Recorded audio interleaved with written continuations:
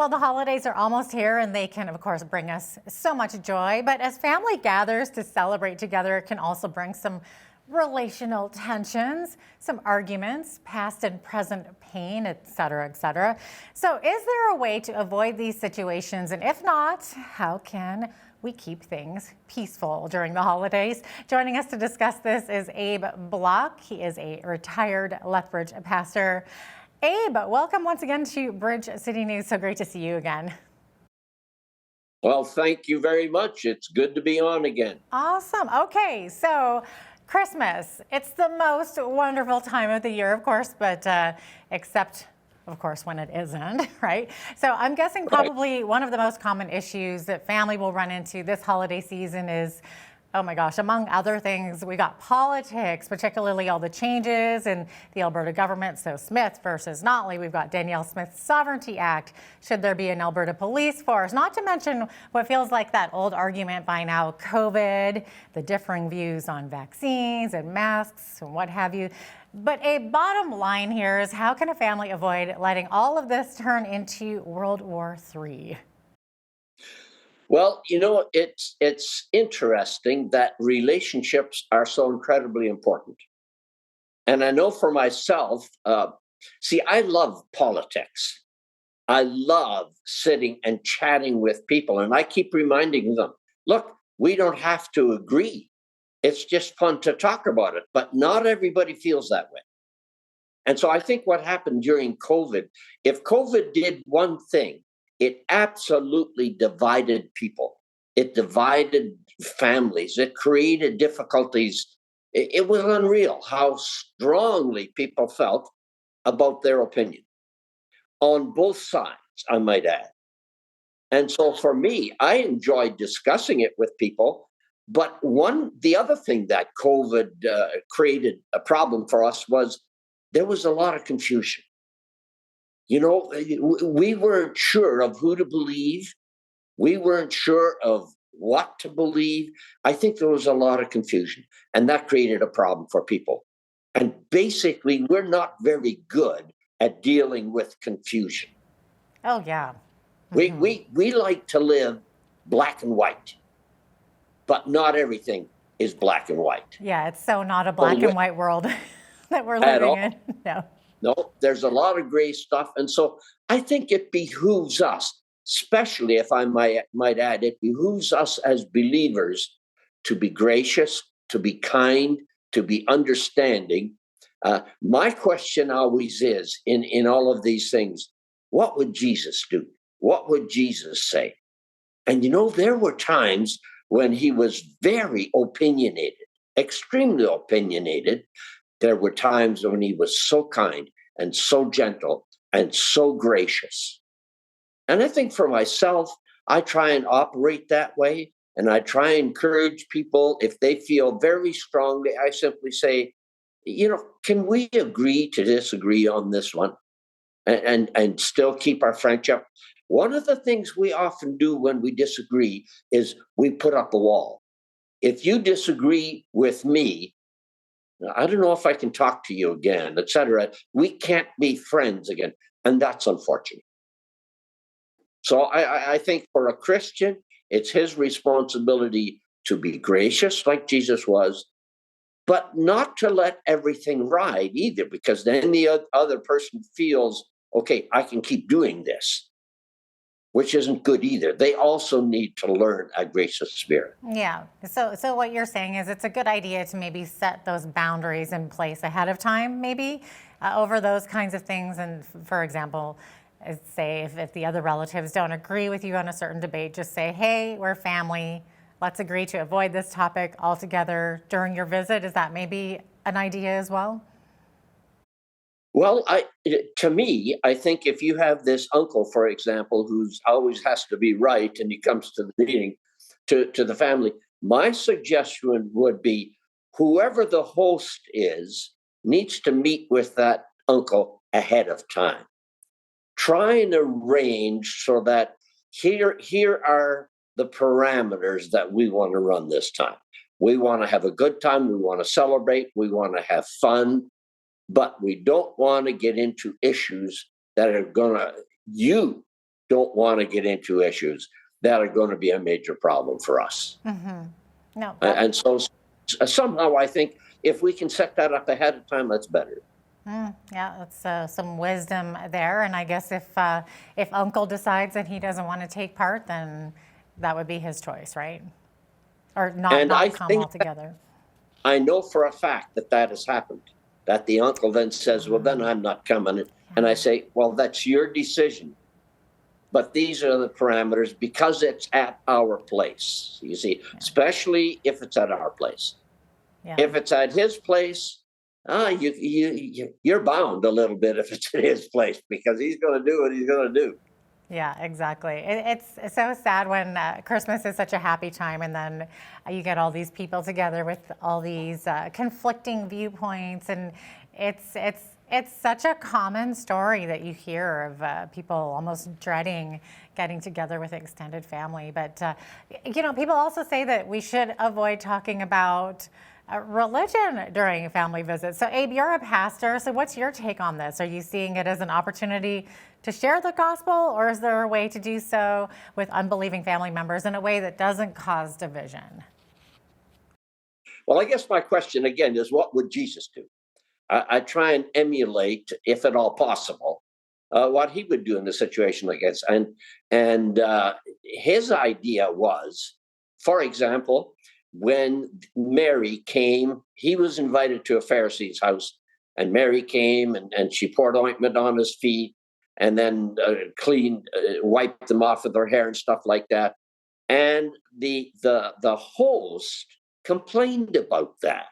So what did Jesus do? He just didn't let him complain. He stopped them up and he said, you know, when I came in, you didn't even wash my feet. You didn't do any of those welcoming things that the Jews are supposed to do.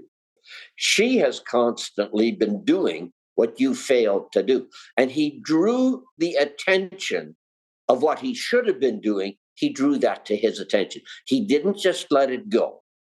So I think a sensitivity to the Holy Spirit at a time like that.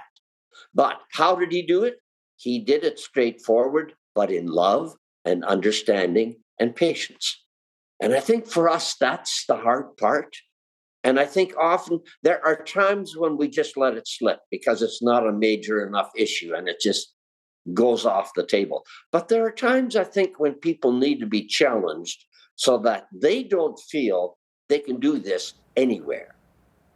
And to me, that's important. And Jesus said at one point in time, I'll give you the words.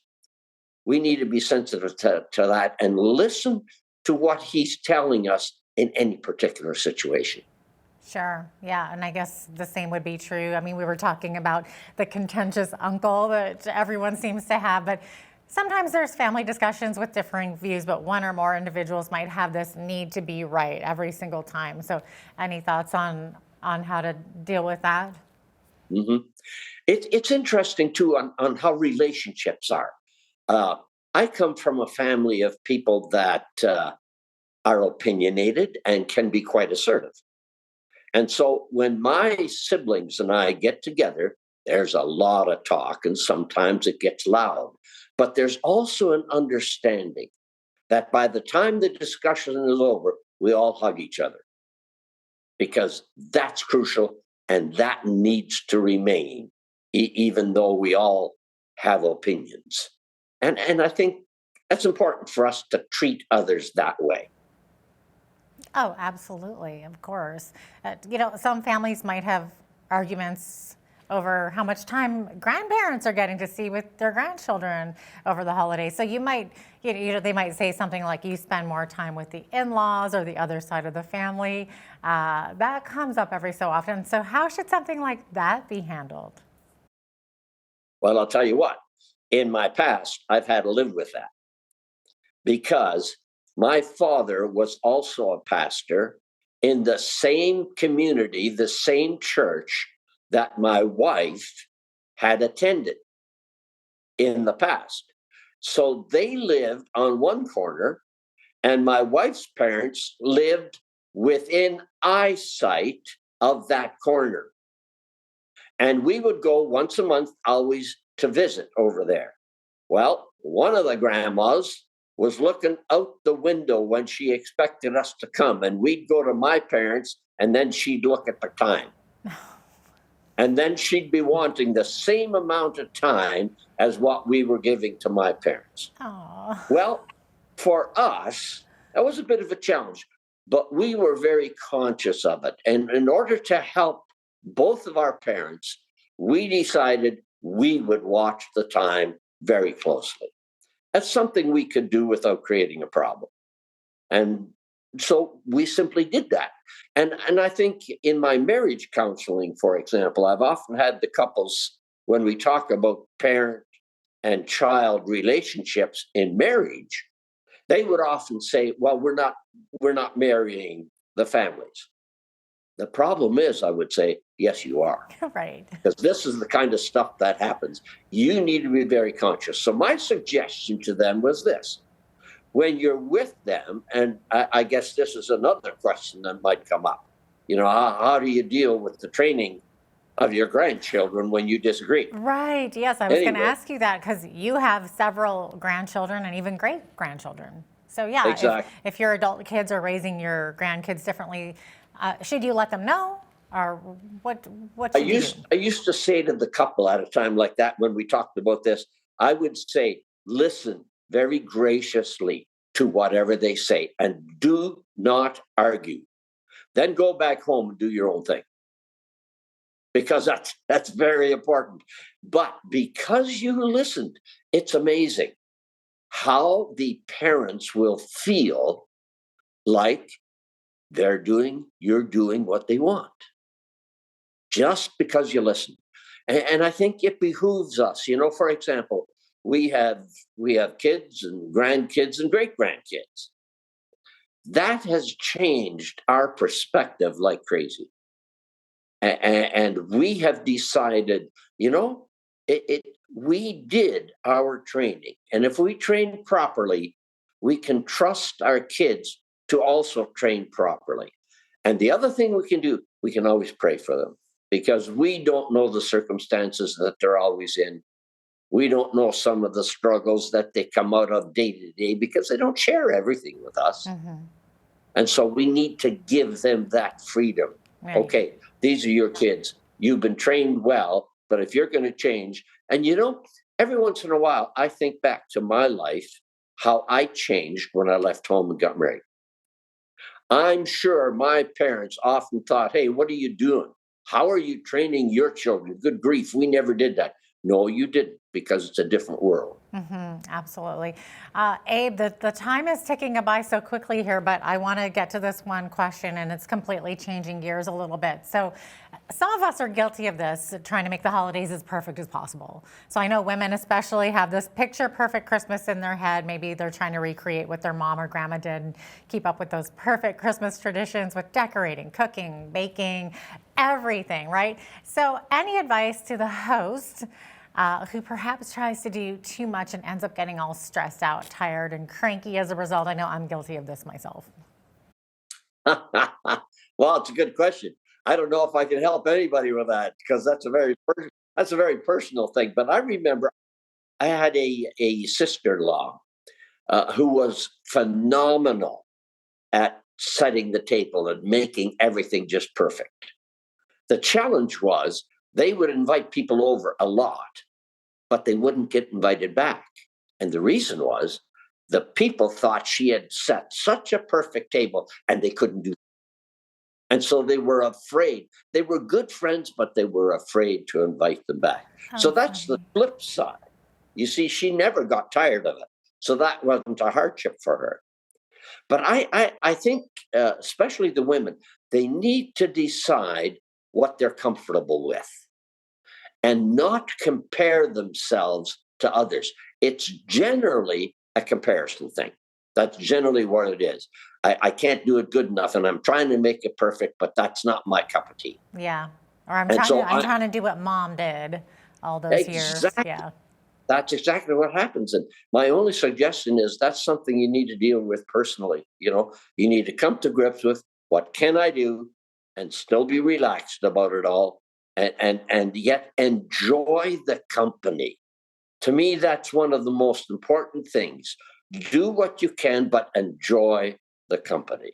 I mean, we have the story in the Bible. You have Mary and Martha. What happened?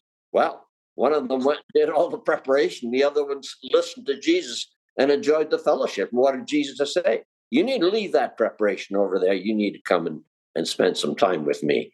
And I guess that would probably be the biggest suggestion that I would make. There's a good picture right there. That's perfect. Absolutely. Great comparison there. Thank you so much, Abe. It looks like we're out of time, but we really appreciate your time today. Thank you so much, and God bless you. Merry Christmas. Have a good one, and stop comparing and enjoy the company. All right. Merry Christmas to you, Pastor Abe. Abe Block is a retired Lethbridge pastor. I'm Jeanette Roche on behalf of all of us here at Bridge City News. Thanks so much for watching, and Merry Christmas.